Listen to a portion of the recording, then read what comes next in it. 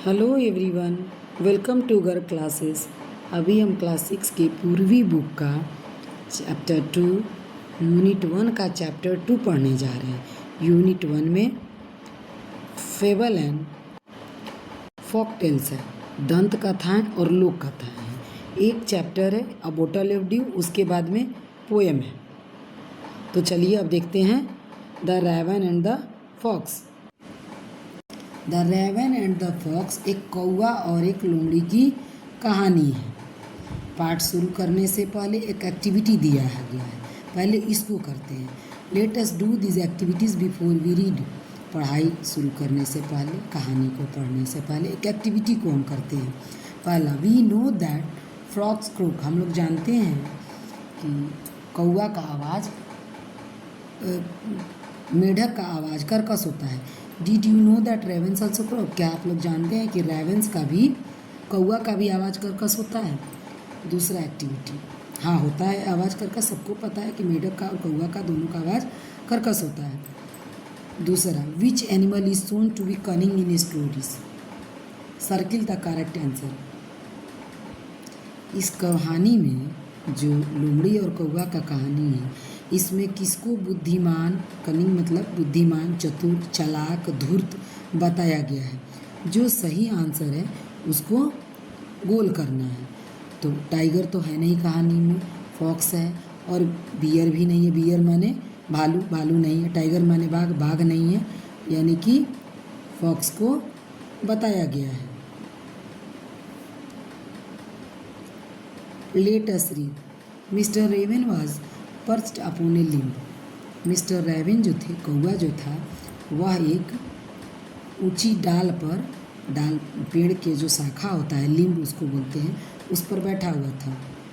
And Renard the fox looked up at him, और जो लोमड़ी था उसका नाम रेनार्ड था, वह ऊपर कौवा की तरफ देख रहा था। आप इस पिक्चर में देख सकते हैं कि लोमड़ी कौवा की तरफ देख रहा है।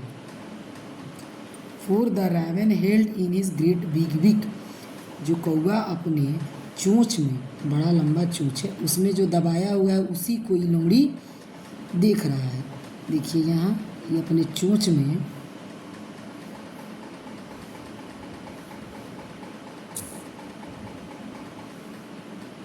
कौवा जो है अपने चोंच में रोटी को दबाया हुआ है। यहाँ देखिए रोटी है कौवा के चोंच में, इसी को लोमड़ी ध्यान से देख रहा है।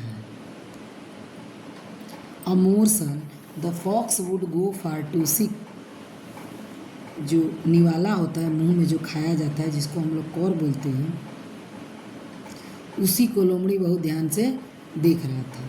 Said the fox in admiring tones, my lord my word, लोमड़ी जो है प्रशंसा करते हुए बोलता है कौवा को, माई वर्ड माने मेरा सब, sir raven you are a handsome word, कि मैं आपको एक सुंदर चिड़िया कह रहा हूँ। हैंडसम मतलब सुंदर।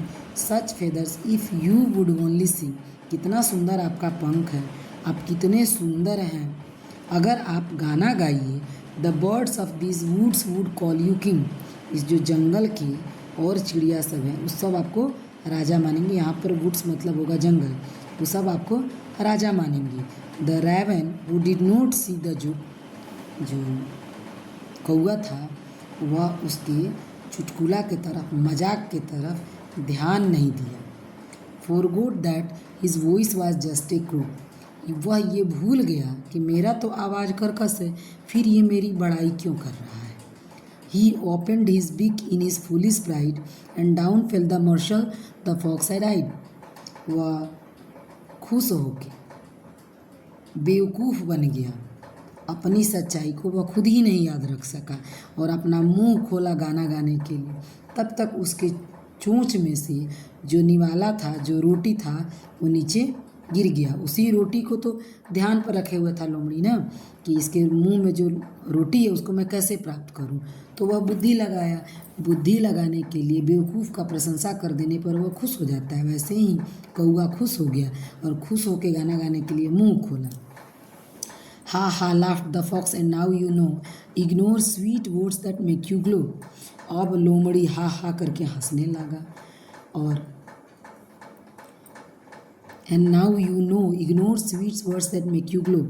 और इस पाठ में ये बताया गया कि अगर कोई मीठा शब्द बोले, तुम्हारा बड़ाई कर, तो उसको इग्नोर करना चाहिए, नज़रअंदाज करना चाहिए। Pride my friend is rather unwise, I am sure this teaching is quite a surprise. अपने ऊपर घमंड करिए लेकिन बेवकूफ़ बन के नहीं, कभी भी बुद्धिमान बन के ही रहना चाहिए।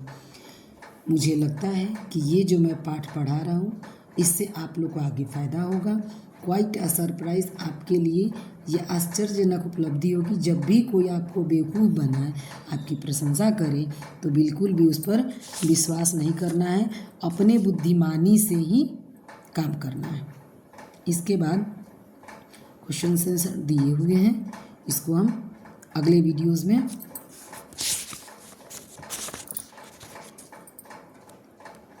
समझाएंगे और बनाएंगे।